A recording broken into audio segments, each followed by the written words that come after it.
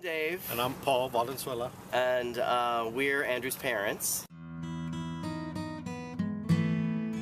I never really was around kids. I wasn't really all that interested in kids when we first met. But we ended up getting to know Andrew because he was a foster child with someone we used to work with, actually a friend of ours at the time. And Paul started helping her because she had another foster kid that was with her too, and they were both special needs. He was having a lot of health issues, and at the time he was scheduled to go to UCLA, and we actually went down with him with the foster parents when he was diagnosed with Duchenne's. They did a muscle biopsy and diagnosed that he had Duchenne's. And we came back from this appointment and continued to take care of the kid. Well, and then the foster parents said that we shouldn't be taking care of him until we found out what the system was about. And at that point I told her that we had already done our foster classes and we had already got our license and everything. So at that point she stopped us from seeing him. And a week prior to us finding out that we were going to get him back, I had told Dave, I said, because his bedroom was the same for the 9 months he was gone, and I had told Dave, I said, you know, I think it's time to tear apart his room.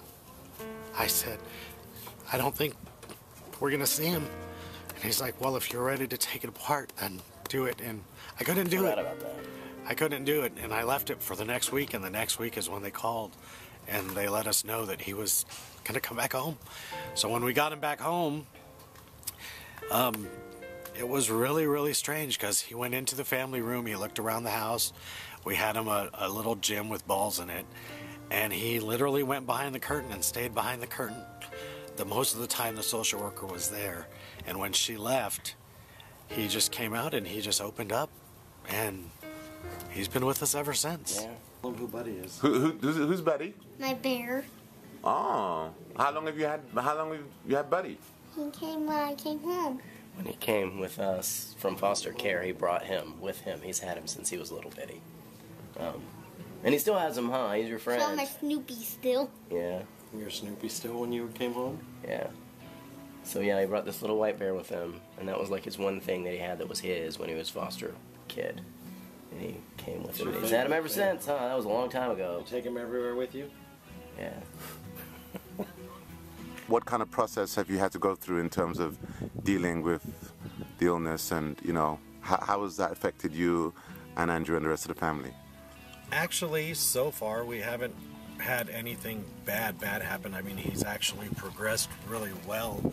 You know, we put him on the prednisone, and he was having a lot of problems before that, falling over and stuff. And actually, when we put him on the steroid, it all changed. I mean, he's still in sports. He plays baseball.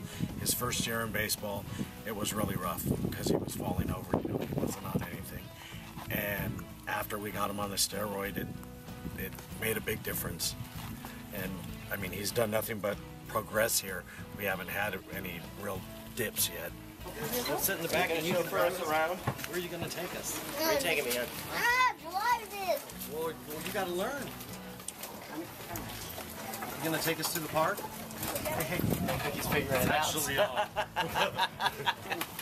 It's actually Did you just switch that on, Andrew? Did you switch on the car? It almost went forward. Did you feel it? Yeah.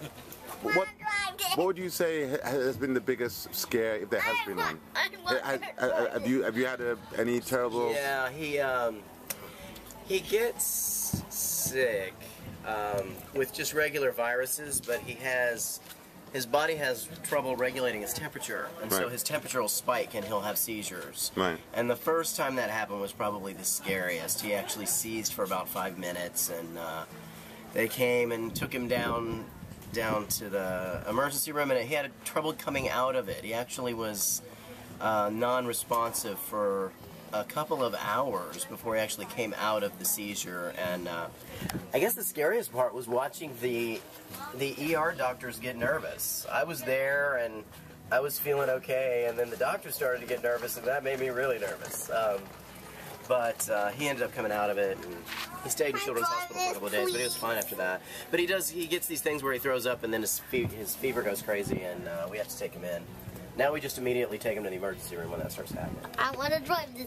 And is that is there something that triggers that off? Like if he eats something, or well, they think it's because when he's on the prednisone, it suppresses his adrenal gland, and so they think his body is more susceptible to infection. Because of that, like bacteria that normally wouldn't bother people bothers him, and so because of that, causes him to get sick more often. Talk us through. So what do we got there? What kind of medicines have we got, and what are they used for? Oh, very good. So this is his calcium supplement he takes twice a day to maintain his bone health. This is his acid blocker to keep from getting too much acid reflux or gastritis, especially because he's taking prednisone, which is an anti-inflammatory that helps protect his muscles from breakdown. And his sulfamethoxazole, is he taking this regularly now? Monday, Wednesday, and Friday. 3 times a Friday. day. This is to protect him from infections from being on a long-term anti-inflammatory. Exactly. I gotcha. That's it. That is the regimen. How long will he have to be on this kind of medication? Have they said? He'll be on prednisone from now on. He'll be on unless we decide that the side effects are too bad and we just take him off of it. He'll be on prednisone for the rest of his life. And for other parents who are looking to adopt, what would you say was the best thing about being like adoptive parents? It's just, I mean, I've always been around younger kids, and like Dave said, I mean, I've always said I wanted kids. I mean, it just changes your life. I mean, it's a good thing to give them a chance, I mean, and give them things that they would never have.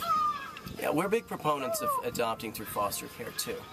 You know, we could have adopted from, I don't know, China or someplace, but there's, what, 500,000 kids in this country that need homes that are right here. And so, you know, if you're willing to take the chance of dealing with maybe some special needs issues, there are kids out there that certainly need love and a home, and they deserve that just as much as kids that are healthy.